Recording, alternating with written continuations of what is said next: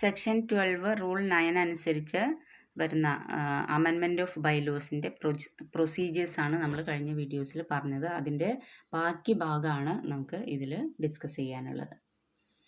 Okay, copy of the resolution regarding the amendment should be forwarded to the registrar within 1 month. അപ്പോൾ general body മീറ്റിങ്ങിൽ resolution pass ചെയ്യണമെന്ന് പറഞ്ഞാൽ അമെൻമെൻറ്റിന് വേണ്ടിയിട്ടുള്ള resolution pass ചെയ്യണമെന്ന് പറഞ്ഞിട്ടുണ്ടായിരുന്നു അല്ലേ. അപ്പോൾ ആ റെസൊല്യൂഷൻ പാസ് ചെയ്തിട്ടുള്ളത് 1 monthനുള്ളിൽ നമ്മൾ രജിസ്ട്രാർക്ക് ഫോർവേഡ് ചെയ്യണം എന്നുള്ളതാണ്. അപ്പോൾ നമ്മൾ കഴിഞ്ഞ വീഡിയോസിൽ പറഞ്ഞിട്ടുണ്ടായിരുന്നു ഒരു റെസൊല്യൂഷൻ പ്രൊവൈഡ് ചെയ്യണം എന്നുള്ളത്. Amendment shall be made by a resolution passed in the general body meeting by 2/3 majority of the members present and voting.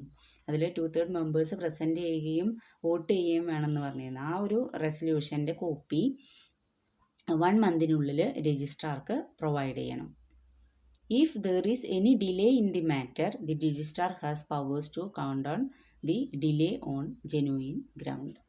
അതിൽ ഡിലേ വരുത്തുകയാണെങ്കിൽ രജിസ്ട്രാർ അത് റെഫ്യൂസ് ചെയ്യാം, അല്ലെങ്കിൽ അതിൽ രജിസ്ട്രേഷൻ പ്രോസസ്സിലും ഡിലേ വരാം. Okay, the application for the amendment of bylaws should contain copy of the existing bylaws. അപ്പോൾ ബൈലോസിൻ്റെ അമെൻമെൻറ്റ് വരുത്തുന്നതിന് വേണ്ടിയിട്ടുള്ള ആപ്ലിക്കേഷൻ്റെ കൂടെ copy of the existing bylaws, കയ്യിലുള്ള മുന്നത്തെ ബൈലോസിൻ്റെ കോപ്പി വേണം. Together with the proposed amendments and reason for the same. അതിൻ്റെ കൂടെ എന്തുകൂടി വേണം, എന്തൊക്കെ അമെൻമെൻറ്റുകളാണ് വരുത്തിയിട്ടുള്ളത്, എന്തുകൊണ്ടാണ് അത് വരുത്തിയിട്ടുള്ളത് എന്നുള്ള അതിൻ്റെ റീസൺ കൂടി അതിൻ്റെ കൂടെ അറ്റാച്ച് ചെയ്തിരിക്കണം എന്നുള്ളതാണ്. അപ്പോൾ ആപ്ലിക്കേഷൻ്റെ കൂടെ മുന്നത്തെ ബൈലോസിൻ്റെ കോപ്പി, അതിൻ്റെ കൂടെ എന്തൊക്കെ വേണം, ആ അമെൻമെൻറ്റ് വരുത്തിയിട്ടുള്ള ഏതൊക്കെ ഭാഗങ്ങളിലാണ് അമെൻമെൻറ്റ് വരുത്തിയിട്ടുള്ളത്, എന്താണ് അതിൻ്റെ റീസൺ എന്നുള്ളത്. Next, 4 copies of the text of amended bylaws duly signed by the officers authorised for the purpose should also be enclosed. അതുപോലെ 4 കോപ്പി അമെൻഡ് ചെയ്തിട്ടുള്ള ബൈലോസിൻ്റെ 4 കോപ്പി ഡ്യൂലി സൈൻ ചെയ്തത് by the authorised officers duly sign ചെയ്തിട്ടുള്ള 4 copy കൂടി ഇതിൻ്റെ കൂടെ enclose ചെയ്തിട്ടുണ്ടായിരിക്കണം.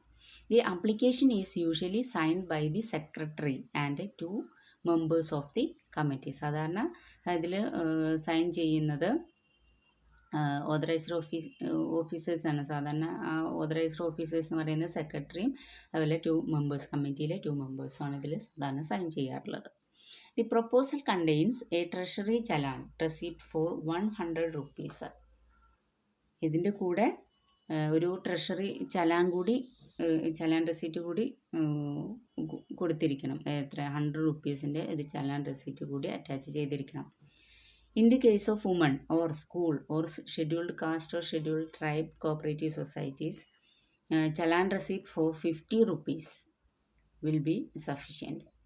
അപ്പോൾ സാധാരണ ജനറലായിട്ട് എത്രയാണ് 100 rupees-ൻ്റെ ചലാനാണ് അറ്റാച്ച് ചെയ്യേണ്ടത്.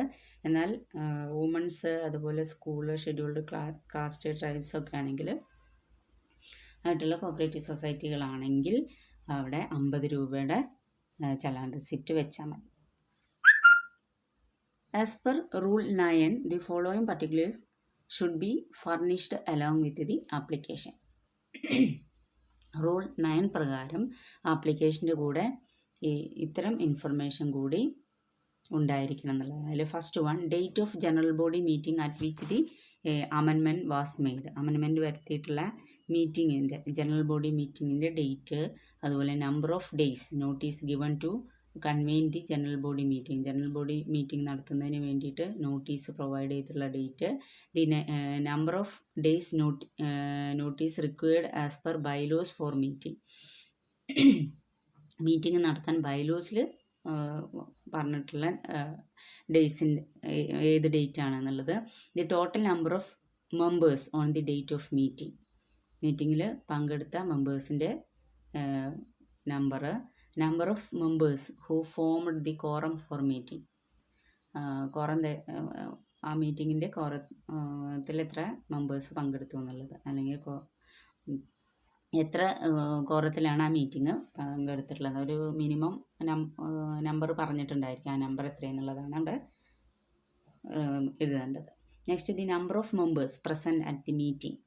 മീറ്റിങ്ങിൽ പ്രസൻ്റ് ആയിട്ടുള്ള മെമ്പേഴ്സ്. അതുപോലെ number of members who exercised their voting at the meeting.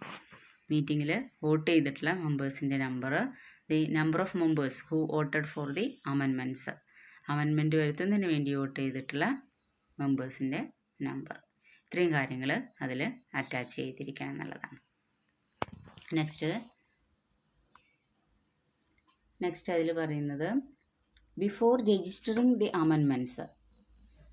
Amendment register ചെയ്യുന്നതിന് മുമ്പേ the registrar has to consult the circle cooperative union and financing bank in the area.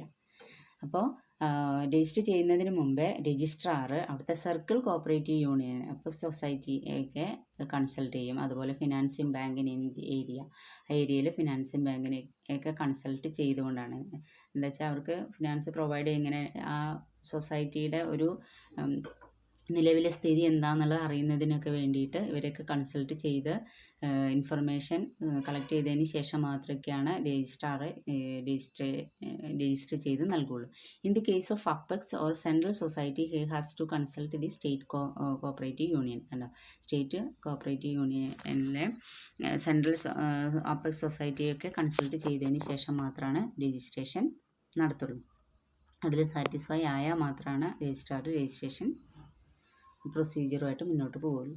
On registration of the amendment, a certificate is issued together with the copy of registered amendment which has to be filed along with the original bylaws. Original ബൈലോസിൻ്റെ കൂടെ amendment വരുത്തിയിട്ടുള്ള register ചെയ്ത